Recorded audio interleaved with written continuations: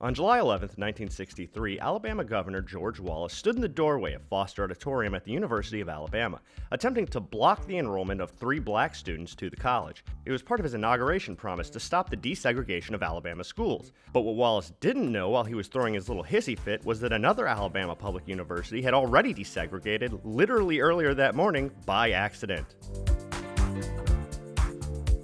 While Wallace was busy blocking the doors at UA, Robert Muckle, a white man, had already sat down for classes at Alabama A&M, an all-black school, effectively desegregating the school.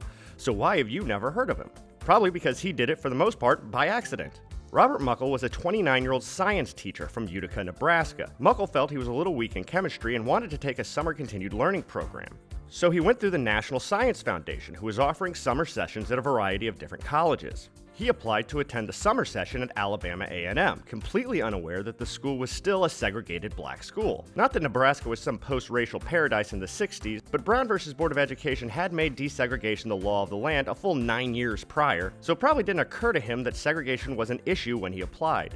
He eventually found out, but had already been accepted to the summer session, so why bother changing his plans? A 1963 article in Jet magazine quoted him as saying, "I was accepted, so I came. I'm not a crusader." And since the whole segregation thing was clearly more about keeping black students out of white schools, nobody really bothered to stop him when he showed up.